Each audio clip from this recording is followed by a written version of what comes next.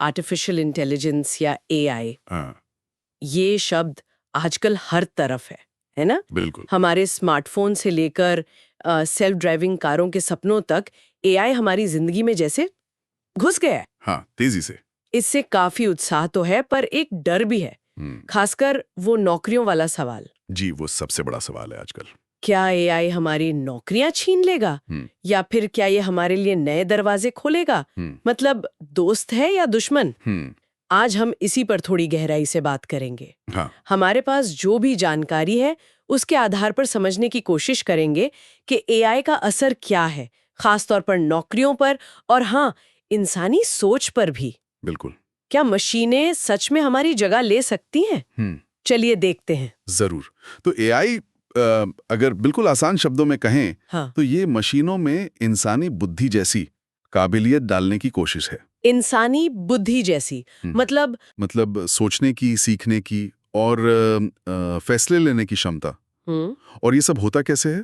ये बहुत सारे डेटा को देखता है, उसमें पैटर्न ढूंढता है और उसी से सीखता है। अच्छा, पैटर्न से। जी। और देखिए, एआई भी कई तरह का होता है, पर दो आजकल बहुत चर्चा में है। एक है नैरो एआई। Narrow AI. हाँ, यानी कमजोर एआई।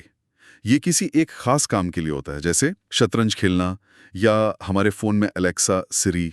अच्छा, ओके। और दूसरा है जनरेटिव एआई। ये एकदम नया और क्या कहते हैं, कमाल का है। ये नया कंटेंट बना सकता है, टेक्स्ट, तस्वीरें, गाने, जैसे चैट जीपीटी, मिड जर्नी। हाँ, वो तो आजकल बहुत चल रहा है। बिल्कुल। और इन सबको ताकत कहाँ से मिलती है? आपने कहा डेटा, पर टेक्नोलॉजी कौन सी है? हाँ, तो इसके पीछे मशीन लर्निंग, जिसे एमएल कहते हैं, और डीप लर्निंग यानी डीएल, ये तकनीकें हैं।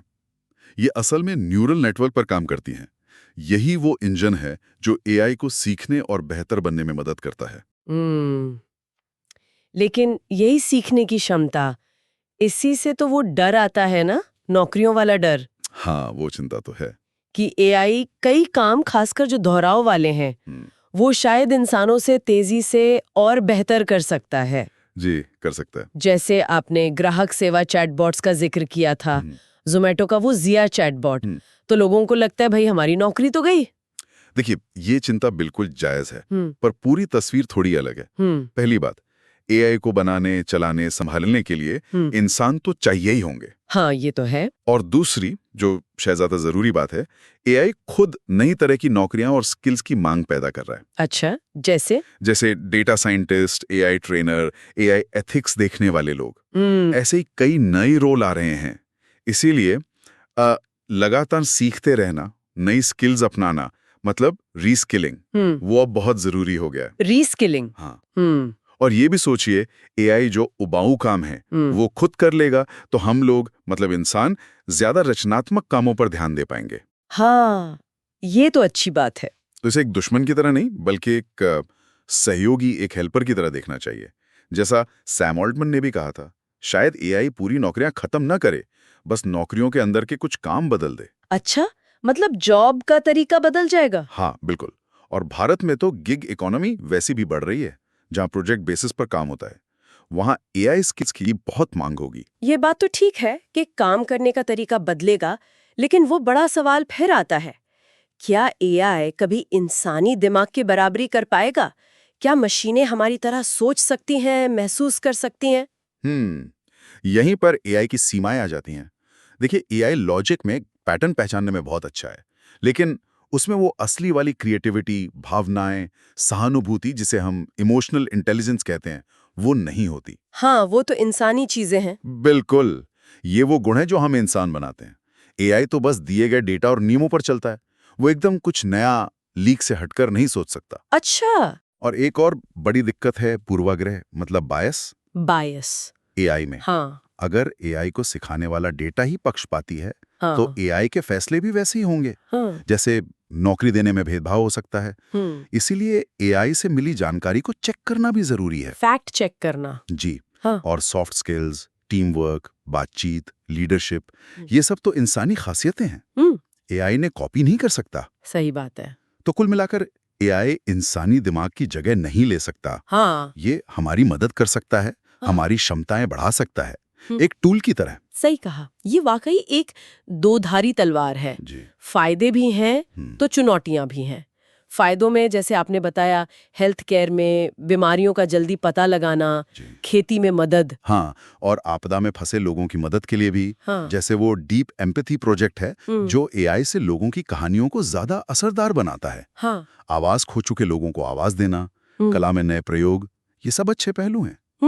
लेकिन वो दूसरा पहलू, चुनौतियां, वो भी तो गंभीर है। बहुत गंभीर हैं। सबसे पहले तो डीप फेक।